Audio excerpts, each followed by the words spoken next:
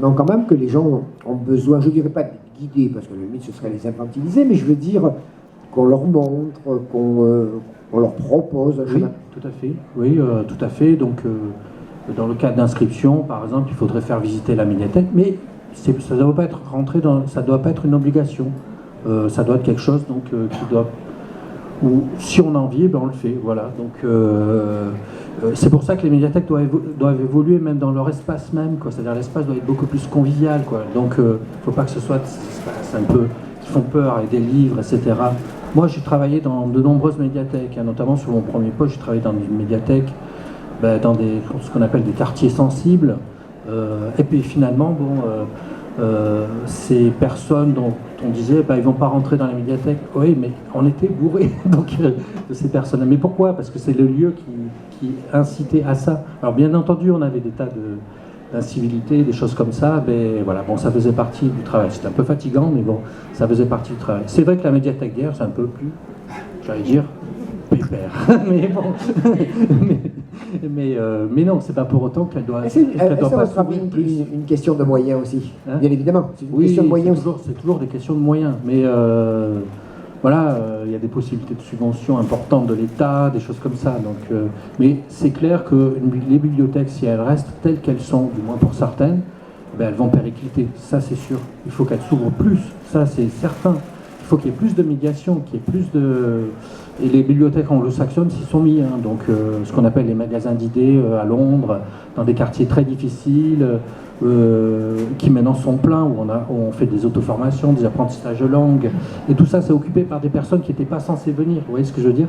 Et c'est occupé par eux maintenant. Ils viennent jouer aux cartes, et ils sont entourés de livres, d'ordinateurs, mais on va dire que le lieu devient propice à apprendre, ou du moins à s'informer, à savoir, à découvrir.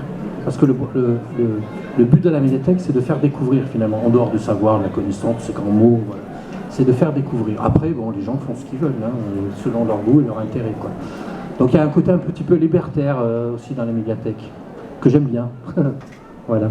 Marie-Claire, un commentaire sur ce qui vient d'être dit en ce qui concerne votre département, par exemple. Approchez-vous. Les livres d'artistes, vous l'avez compris, font partie du patrimoine. Il y a donc énormément de poésie dans les livres d'artistes. Et pour rebondir sur ce qui a été dit, c'est compliqué. Et moi, j'ai un exemple. J'ai travaillé dans une bibliothèque dans le centre de la France, et il y avait des camps de des nomades en fait, qui étaient qui habitaient un camp pas très loin de la bibliothèque. Et on avait organisé un concours de poésie. Et ces gitans, par culture, ne venaient pas à la médiathèque. C'était une bibliothèque, hein, ne venaient pas à la bibliothèque. Et en fait, par le biais des écoles, on a créé un concours de poésie. Tous les prix, absolument tous les prix, du CE1 au CM2, ont été gagnés par les petits gitans. Qui, effectivement, comme il y a eu une remise des prix à la bibliothèque, sont venus et ont découvert un espace qu'ils n'avaient pas du tout envie de quitter. Ils revenaient vraiment. Donc j'allais dire, ça a l'air facile comme ça, mais en fait c'est fondamental d'attirer véritablement, c'est la mission première de la médiathèque, parce que les personnes qui ont des livres chez elles, qui ont juste envie d'agrandir leur champ de connaissances, c'est inné pour elles.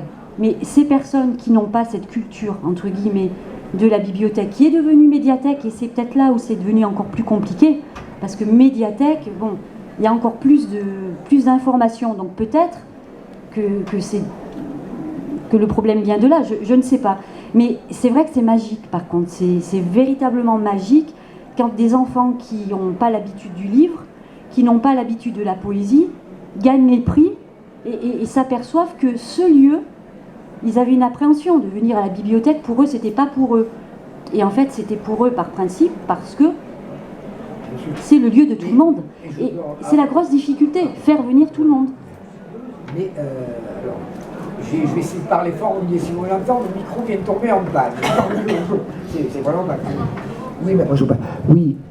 Est-ce que c'est quand même difficile? Je crois que c'est difficile, pour répondre un petit peu aux questions des deux dames là, finalement d'offrir un panel assez large je pense que les besoins des personnes ici, sur le plan culturel, ne sont peut-être pas, enfin, sont différents, je ne dis pas les mêmes, pas valorisants ou plus valorisants. Bon, jamais je me permettrais de dire ça, mais il y a une attente qui est différente, suivant à qui vous avez affaire. Tout à fait. Et c'est là la complexité de diriger ce genre d'établissement. Là, à l'heure actuelle, sur les nouveaux établissements qui sont mis en place, effectivement, on tient compte de l'ensemble des usages. Il y a des gens qui veulent venir et qui veulent être tranquilles et travailler. Il n'est pas question qu'on fasse du bruit à côté. Mais en revanche, il y a des personnes qui viennent et qui font du bruit parce que tout simplement, ils viennent se rencontrer, ils viennent discuter, etc. Et tous ces différents usages doivent être pris en compte dans un seul établissement, ce qui complique vraiment la chose. Là, dans un établissement, par exemple, comme le MUSEM, par exemple, à Marseille, tout ça, ça a été pris en compte, c'est sûr. Faire des ateliers, ça a été pris en compte. Voilà. Là, la médiathèque de hier a ouvert en 2005. Maintenant, on se retrouve en 2015 et c'est sûr qu'il y a une évolution qui doit s'effectuer. Alors maintenant, après, je ne veux pas rentrer dans les politiques culturelles. C'est sûr que dans cette période qu'on franchit, c'est peut-être pas les politiques culturelles qui sont les plus mises en avant. Pourtant, dommage malgré tout. Je défends un peu mon précaré. C'est dommage parce que souvent on entend parler de crise des valeurs, de crise de la, voilà. Donc oui, mais les valeurs, elles sont où? Elles sont dans la culture quelque part. Alors pas une culture toute faite, mais du moins dans une découverte. Et laisser tomber la culture, c'est aussi laisser tomber une partie des valeurs de notre civilisation, des valeurs de tolérance, des valeurs d'apprentissage, voilà, de découverte, de curiosité simplement. Voilà. Monsieur avait une question à poser, monsieur. Oui, plus. Levez-vous si ça ne vous ennuie pas, comme ça la voix portera davantage. Vous êtes grand. Voilà. Oui, donc je vous remercie pour cette intervention qui est très intéressante. J'étais venu un peu entendre parler du livre d'artiste parce que j'avais l'impression que depuis une vingtaine d'années, le livre d'artiste est en train de péricliter. C'est devenu une espèce de forme fossile de l'édition. Et c'est vrai que là, je vous confirmez un petit peu mon sentiment, parce qu'on se met à parler de 10 minutes de livre d'art et que au bout de 10 minutes, on parle des problèmes médiathèques, etc. Je suis un petit peu surpris. C'est vrai que quand on parle d'un livre, qui pour moi est l'émissaire culturel par excellence, qu'on dise qu'un livre d'artiste, on l'ouvre avec précaution, même il fait peur, on a peur de l'ouvrir. Si on a peur d'ouvrir un livre, c'est vraiment quelque chose d'effrayant. Donc je pense que le livre d'artiste a beaucoup perdu depuis de sa place depuis une 20-30 ans. Et pardon monsieur, et à votre avis, quels en sont les responsables, qui est responsable? C'est-à-dire qu'il y a une cinquantaine d'années, il y avait beaucoup de sociétés de bibliophiles. Nous avions les bibliophiles de Provence, plein de sociétés qui comme ça faisaient travailler des artistes, et on avait une production très importante de livres d'art, avec des auteurs qui étaient très connus. Actuellement, les auteurs qui sont connus ne donnent plus des textes aux artistes pour faire des livres d'art. Le livre devient maintenant, la production, j'ai l'impression que ça me nuise, on trouve de moins en moins de production contemporaine. Les livres que vous devez avoir à la bibliothèque sont des livres certainement qui ont été faits il y a 10, 20, 30 ou 50 ans. Donc, c'est pour ça que vous avez parlé de livre-objet. Un livre, vous avez parlé du très beau livre, je ne le connais pas, mais de la pierre. Voilà, mais ça, un livre-objet, si on ne veut pas le feuilleter, l'avoir dans sa bibliothèque, s'il n'est pas édité. Pourquoi les livres d'art étaient édités à 100, 150 exemplaires? C'était des petits tirages. C'était fait par des artistes, et les plus grands ont travaillé dessus, que ce soit Bernard Buffet. Oui, mais là, vous parlez du livre illustré, du livre de dialogue. Je parle du livre d'art, du livre d'artiste, voilà. Non, c'est pas la même chose. Livre d'art et livre d'artiste. Alors, livre d'artiste. On va laisser finir, monsieur. Le livre d'art, non, je parle le livre d'artiste, c'est toujours, c'est un dérivé du livre d'art, si vous voulez. C'est la forme extrême du livre d'art. Mais ce qui me fait peur, c'est que c'est une forme qui est tellement élitiste que là, vous coupez complètement le public qui pouvait acheter ce genre de livre des musées. Alors que le livre d'artiste s'adresse aussi au privé. Hein, c'est ça je pense qu'il ne faut pas que le livre soit coupé du public. Un livre qu'un artiste a fait à 1 ou 2 exemplaires, déjà ce n'est plus un livre, parce que le principe du livre c'est d'être édité à un nombre suffisamment important, hein. Même ne serait-ce que 30 ou 50 exemplaires, le livre doit être multiple, il ne doit pas être unique. Un livre unique c'est un objet d'art, ce n'est plus un livre. Un livre doit être destiné à diffuser la culture, Un poème et pourquoi un texte au plus grand nombre? Monsieur, est-ce que donc on peut vous répondre? Volontiers. Je vous écoute. Je vais laisser la parole à Marie-Claire, mais là, on n'est plus dans le livre, effectivement, on parle de livre d'artiste. Donc, ah non, on parle de livre d'artiste. Et c'est pour ça que j'ai fait vraiment une différence. Le livre d'artiste est né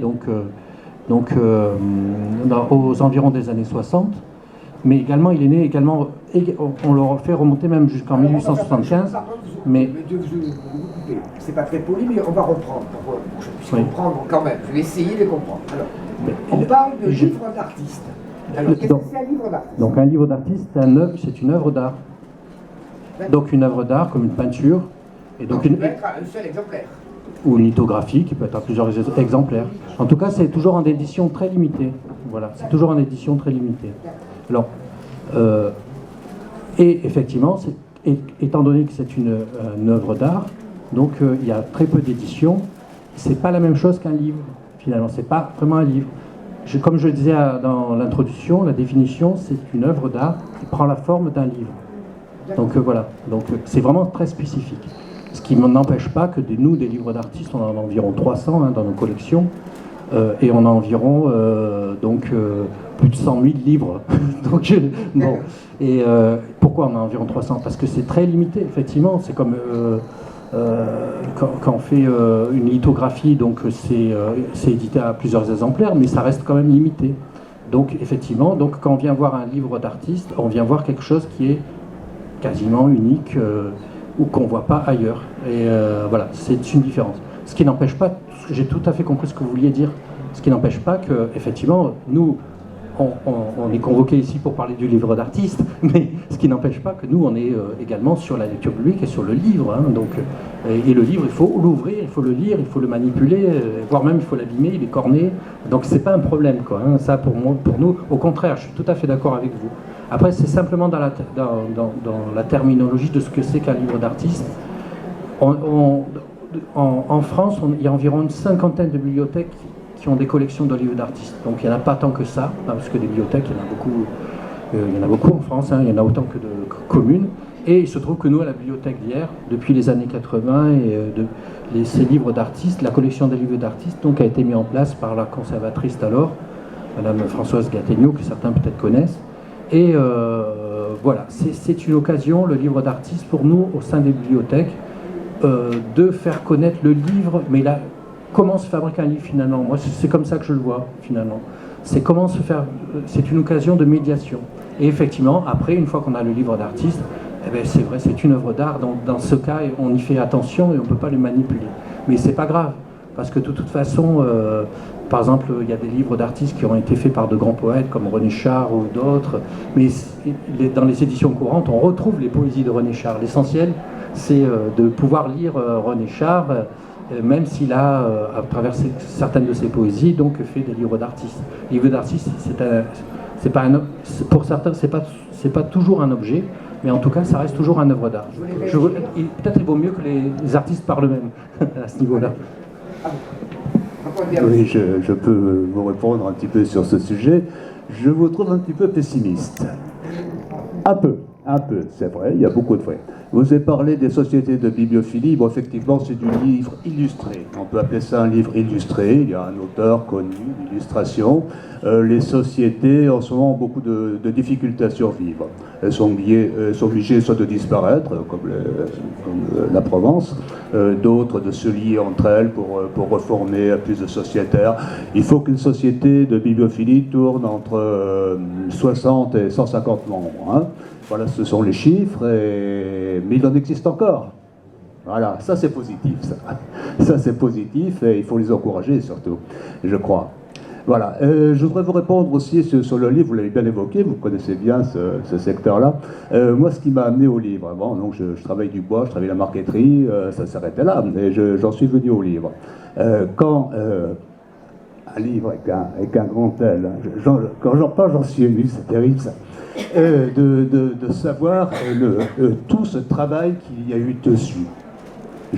Bien sûr, ça commence par l'auteur, écrivain, poète, c'est déjà beau. Une illustration, la plupart du temps.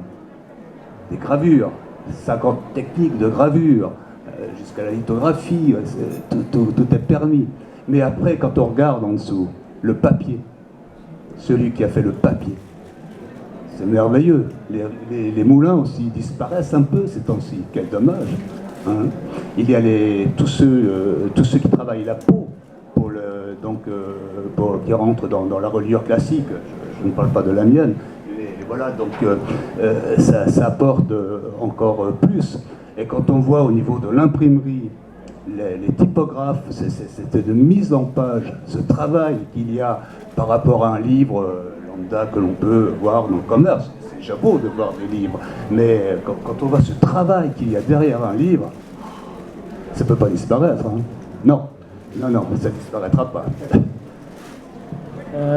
D'abord, j'apprécie vraiment le courage d'avoir posé une question aussi, j'allais dire, allez, polémique, pour épouser un petit peu le terme médiatique de nos médias. Mais je trouve que c'est une question quand même logique parce que le fait de...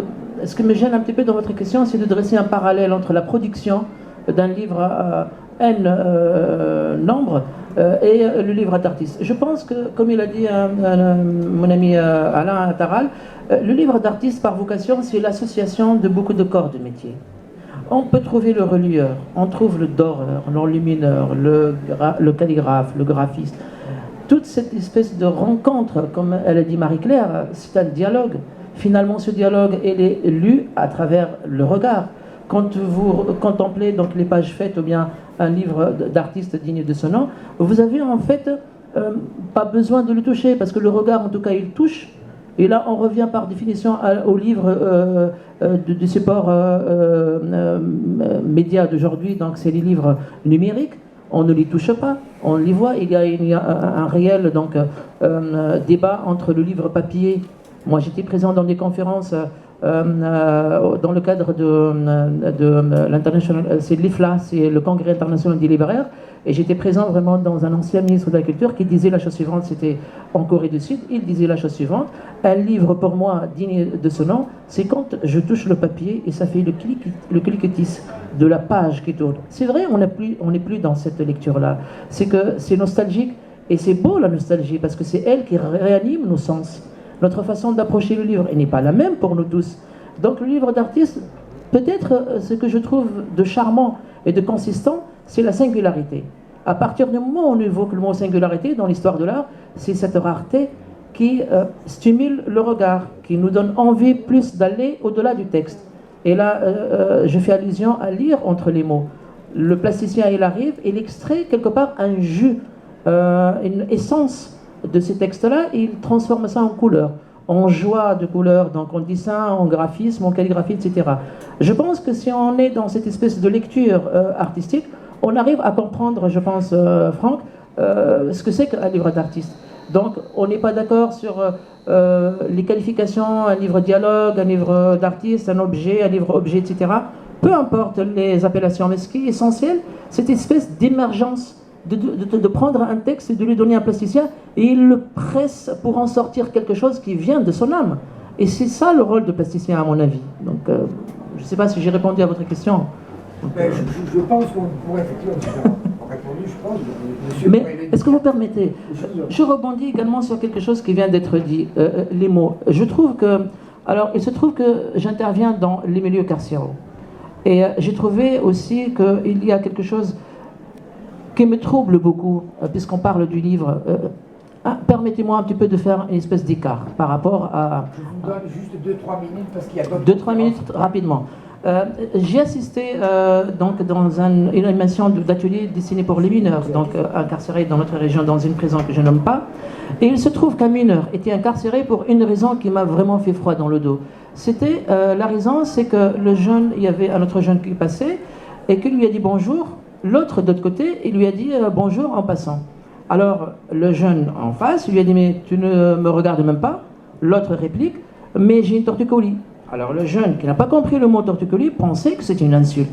Il traverse la rue Et il est allé vers le jeune, il l'a tabassé, donc le jeune est tombé par terre et il avait une hémorragie, coma, et donc voilà, et donc devant le juge.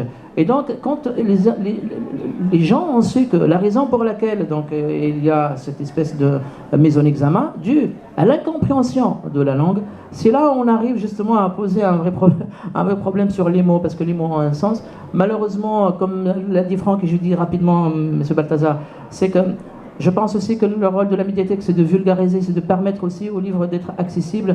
Malheureusement, c'est la culture en général qui en pâtit. Quand il y a un problème économique, c'est toujours la culture, réduction de budget, etc. Et je trouve réellement, si je synthétise et je termine, le problème dans notre société, parce qu'il y en a un, c'est un problème de décalage culturel, et c'est le problème que la culture souffre énormément, alors que la culture doit être au centre de tous les débats. C'est elle qui permet à cette espèce de décalage culturel de s'effacer et de permettre justement à cette parole singulière de prendre forme et de créer ce qu'on appelle la cohésion sociale aujourd'hui. Voilà. Merci. Alors, ce que j'aime chez les artistes, c'est votre passion. C'est formidable, on peut être d'accord ou pas d'accord, mais c'est formidable. Y a-t-il juste une dernière question? Non, mais non. En tout cas, je voulais véritablement vous remercier, puisqu'elle est là aussi, Annie Lombard derrière. Annie, je te remercie de la confiance que tu m'as témoignée, et puis toute la ville d'hier, et puis vous d'être venu. Monsieur le directeur, vous avez un mot par rapport à quelque chose, vous voulez entraîner les spectateurs avec vous? Non, non, tout simplement, il est prévu de faire une visite commentée de l'exposition des livres d'artistes.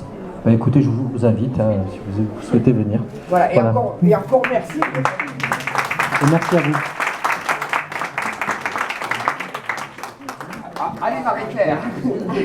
Je voudrais rajouter que les livres d'artistes, vous pouvez venir les voir à la médiathèque, sur rendez-vous, parce qu'effectivement ils sont conservés dans des réserves, on ne peut pas les sortir très facilement, enfin facilement oui, mais donc j'organise d'ailleurs je vois des personnes qui ont assisté à des rencontres, et je pense qu'à chaque fois c'est magique, parce qu'on arrive à les faire vivre justement en les sortant des réserves, avec des gants blancs, quand voilà, hein, voilà, donc je vous invite à prendre rendez-vous et à venir les voir.